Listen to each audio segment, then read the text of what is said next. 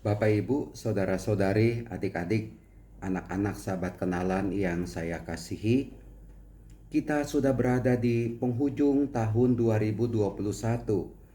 Hari ini Jumat 31 Desember 2021. Tinggal sesaat lagi kita akan meninggalkan tahun 2021 dan kita akan memulai tahun 2022. Yang paling utama adalah mari kita bersyukur atas penyertaan, kekuatan dari Tuhan kepada kita sekalian di tahun 2021. Banyak pengalaman yang kita alami khususnya di dalam masa pandemi COVID-19 ini. Namun kita percaya penyertaan dari Tuhan itu selalu hadir dalam kehidupan kita. Kita bersyukur karena kita terus dikuatkan. Tuhan itu adalah Tuhan yang mau beserta dengan kita, hadir dalam kehidupan kita. Dan saya pikir di tahun 2022 juga kita terus mendekatkan diri kepada Tuhan, karena Dia itu akan selalu dan setia mendampingi, menguatkan, menuntun kita agar kita tetap kuat, tetap sehat, tetap bergembira dalam kehidupan ini, dan iman kita pun semakin kuat, semakin tumbuh di dalam Tuhan Yesus. Bacaan Injil hari ini diambil dari Yohanes bab 1 ayat 1 sampai dengan 18. Saya tidak akan mengupas semuanya, tapi hanya beberapa ayat, 2 ayat saja yang menjadi pegangan bagi kita sekalian memasuki tahun 2022 ini. Dalam Yohanes bab 1 ayat 10 dikatakan, terang itu telah ada di dalam dunia. Lalu Yohanes bab 1 ayat 14 juga dikatakan, firman itu telah menjadi manusia, Tuhan Yesus, dan diam di antara kita.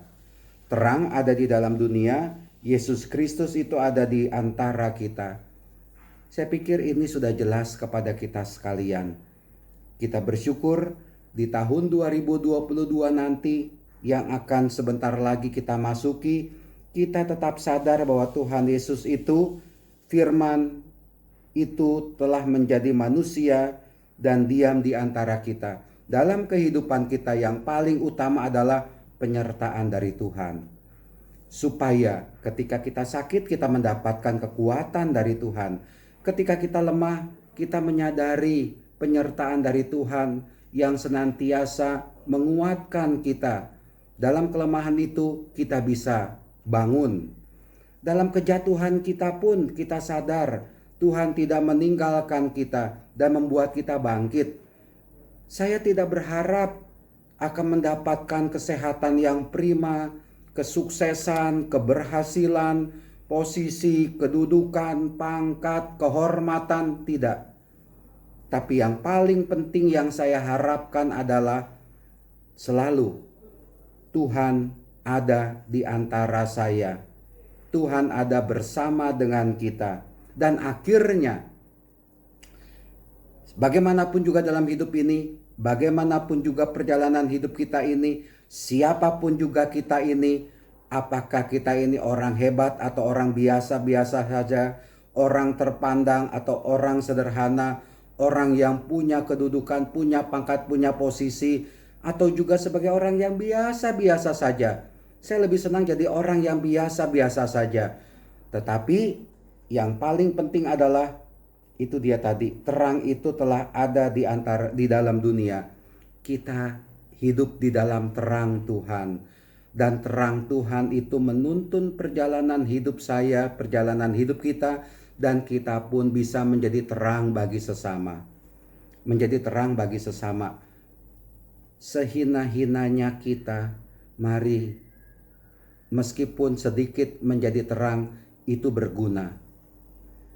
Mungkin kita tidak bisa melakukan keutamaan yang paling utama, tapi saya percaya Bapak Ibu pun masih bisa melakukan keutamaan baik berdasarkan kebaikan, kasih, itu tetap bisa dilakukan.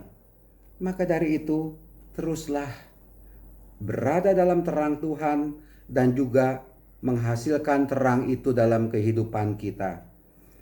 Tuhan memberkati kita, melindungi kita. Selamat memasuki tahun 2022.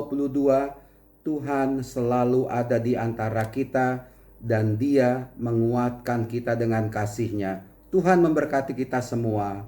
Amin.